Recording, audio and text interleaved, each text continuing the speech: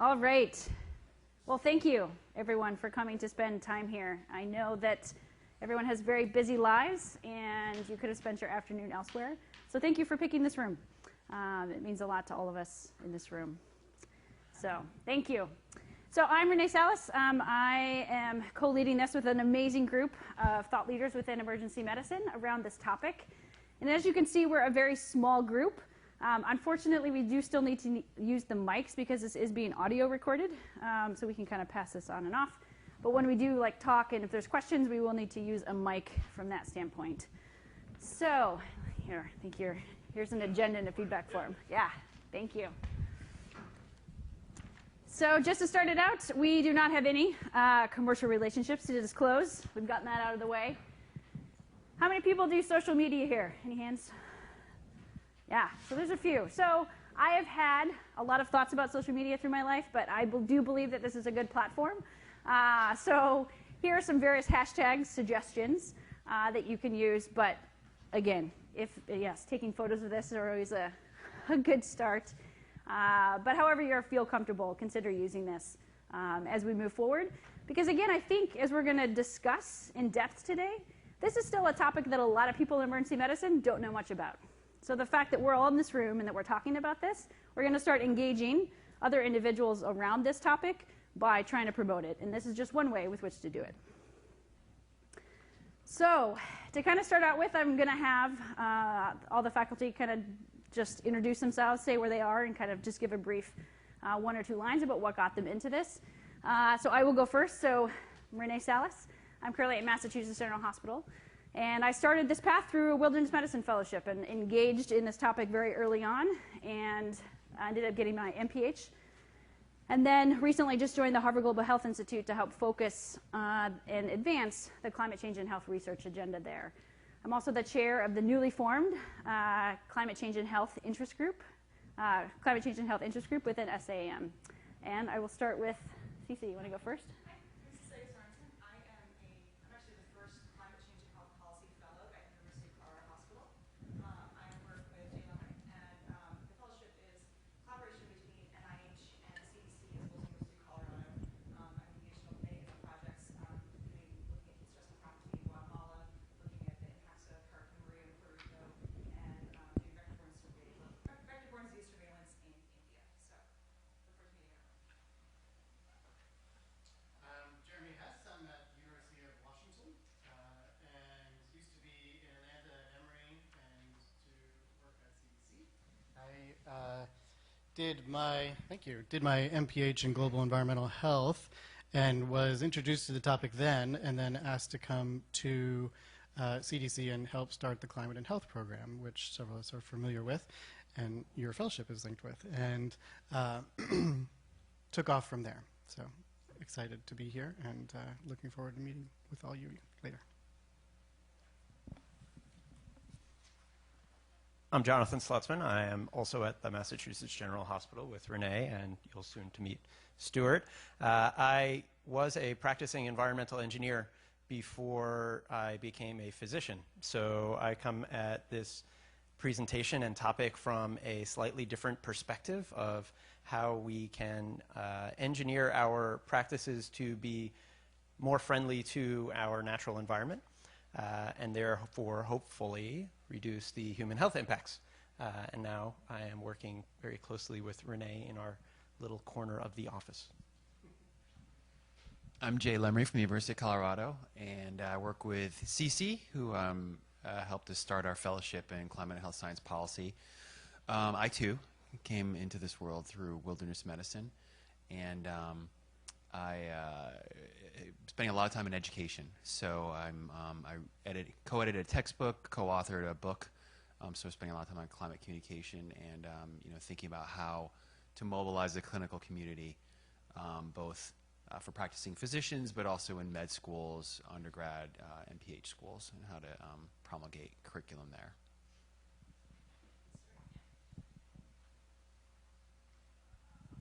Hello all, Stuart Harris at MGH. It's fascinating to see how different ones of us have come to the topic. I kind of came to it from a wilderness medicine perspective. I started and run the Division of Wilderness Medicine at Mass General But really thinking back, I came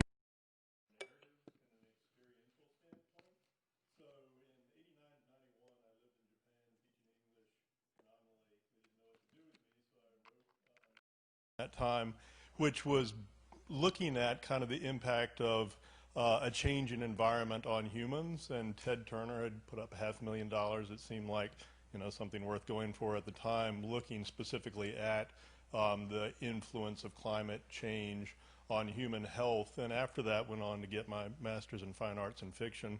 And I think I'm coming to this partially as a scientist, but also in looking to influence policy and affect change, realizing that we're a narrative species. We are what we are because of the stories we tell and have been told.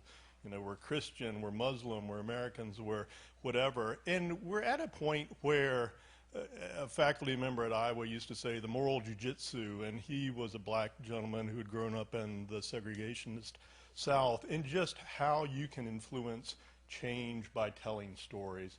And I think we're at a point now, we definitely need to be doing continued climate science, but the science is in. We all know that, and looking at your pre-test or your pre-visit evaluations, there isn't any question, I think, in this group that the science is compelling. And it's how do you then turn that into effective public policy, and that's something I'll look forward to speaking with you about. Thank you.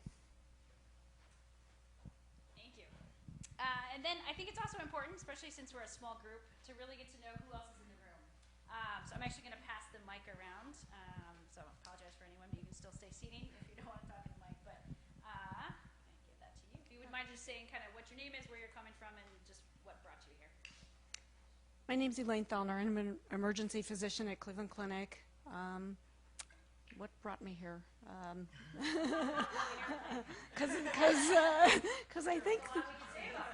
yeah, so it's the #1 911 emergency of our time, I think. And I think, you know, if we're triaging what's important, I think this is #1. So having a group of people to think and act with is a wonderful opportunity. I'll let you go first while I think. My name is Ted Shea. I'm an emergency physician from the Chicago area. I practice with a multi-specialty physician medical group called DuPage Medical Group. I currently work as the green team lead, driving our greater organization towards a more sustainable practice in medicine. And I started this journey by Amy next to me. When I used to work in the ER, she showed up in my ER dumpster diving, and I realized that there's actually something else. And then, yeah, so a waste all of it. Anyway, I discovered there's a whole world of people out there making healthcare more sustainable. And my life being more sustainable, my work being not sustainable, completely changed that day. And it completely kind of changed my practice and everything I do, which is why I do what I do now.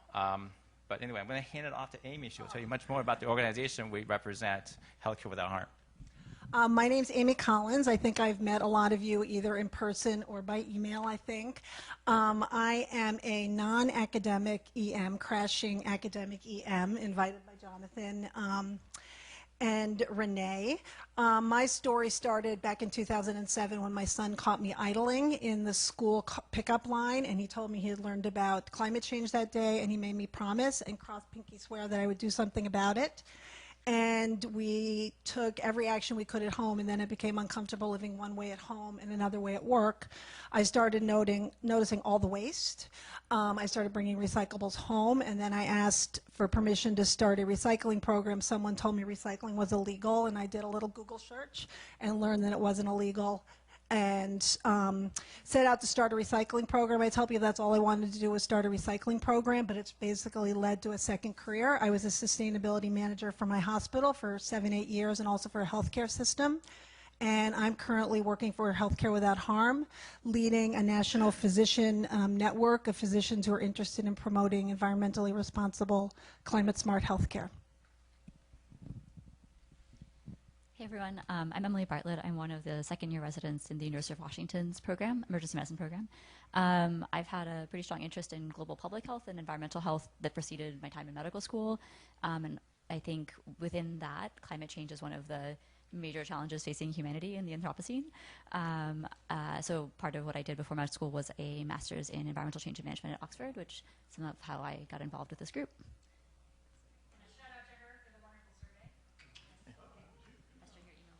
Hey, I'm Jason Wilson. I'm at University of South Florida, Tampa General. I'm the research director there, and always interested in finding ways to think about where emergency medicine might go in the future. And we're in Florida, so it probably better be ahead of the curve than behind it.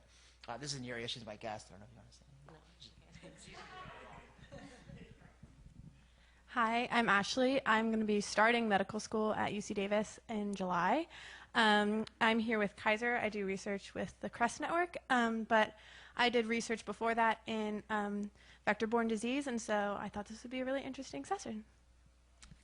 Hi, I'm Laura Simon. I am also with Kaiser doing research for the CREST network, and I'm applying to medical school right now. I feel like I've just always been interested in climate change, and I'm just intrigued to see how it intertwines with medicine. Hey everyone, I'm James. I'm a third-year EM resident at LA County in Los Angeles. This has just been an interest of mine that I'm looking to develop further, and I'm just here interested to see where it goes. Hi, my name is Junaid Razak. I'm at Johns Hopkins. I come from a science perspective. I run a community-based randomized trial on preparing communities for heat emergencies internationally. And my interest developed because the city I'm from, Karachi, the heat wave, and the system I used to run there completely collapsed. It took a few days, few weeks, sometimes months for some of the things to recover. And we never thought about it. We never got trained, never actually focused on it as emergency physicians. So that's sort of was the impetus for me to think more about it, and then got funding and started working on it, but never really formally trained in it. So glad to be here. Hello, Derek Oaxaca, rising fourth-year medical student from Texas Tech, El Paso, Paul Foster School of Medicine. It's a very long name. I think we have the longest name in the country. That's the condensed version. I've been telling everyone. I'm also a medical student ambassador. I chose to actually volunteer at this session because I'm very passionate about wilderness medicine. I hope to become an emergency medicine doc one day and hopefully specialize in this subspecialty. Before medical school, I was a volunteer park ranger over at Texas State Park named Waco Tanks, and I would take a lot of hikers out to go rock climb and everything. That was my specialty as far as being a park ranger. And prior to being educated in medicine, I saw a lot of wilderness medicine or wilderness emergencies that happen out there. And now that I'm becoming more familiar with what's going on, kind of look back and appreciate everything that I'm learning now. So I hope to engage myself more with wilderness medicine as things come along. I'm Amelia Hargrove. I'm a research coordinator at Ohio State University, and it's a personal interest of mine, so I just wanted to learn more. Ted Christopher, Thomas Jefferson, Philadelphia, home of Lara Phillips and Liz Edelstein, and got me into wilderness medicine and innovation center, I think, for emergency medicine. And I'm a proponent of public health. I think emergency medicine should be involved in public health, and I'm just looking for other avenues. Thanks. Hi, my name is Roshana Cohen. I'm finishing up my third year of residency, my final year at SUNY Upstate in Syracuse. I guess kind of prior to medical school, I was interested in kind of environmental chemistry and green chemistry. It was kind of an interest of mine, but then I kind of lost that when I went to medical school, so I'm interested in kind of re-engaging in terms of how emergency medicine and kind of climate change interact, and I'm interested in learning more about that. Great. Well, thank you everyone for sharing your story and your journey that brought you here. I think as we can see, it's great to see so many people at different parts of their training, and I think that this will really lend itself well to some great discussions as the day goes forward. So as far as what our goals of the day are, so the goal is to kind of take this big overarching diagram and really try to sort of break it down into different components. So not only how climate change is affecting different exposure pathways, but then also affecting health, but then also the mediators, right, that this is happening through, both the social and behavioral and the environmental and institutional, and how that's going to affect emergency medicine. And I think specifically we're going to touch on clinical practice, education, research, and advocacy, and really try to kind of break all of these down into different components. So as far as the agendas, which you guys all have in your packets, so there's going to be kind of 4 overarching themes to the day. So really what we're going to do at the beginning is create a groundwork. So what a good introduction to what climate change is, how that's impacting health. And then we're going to break it down into education and focus on that. And then we are going to have panel discussions throughout each of these themes. We're going to then talk about research. And then from there, we're going to really talk about next steps. And I think this is really going to be, that's all just a discussion, because we really need to put our heads together and decide how can we all move forward collaboratively together in the best way possible. So with that, we're going to start section 1, the groundwork. So I'm going to start and pass this lovely microphone off to Stuart, who is going to kick us off.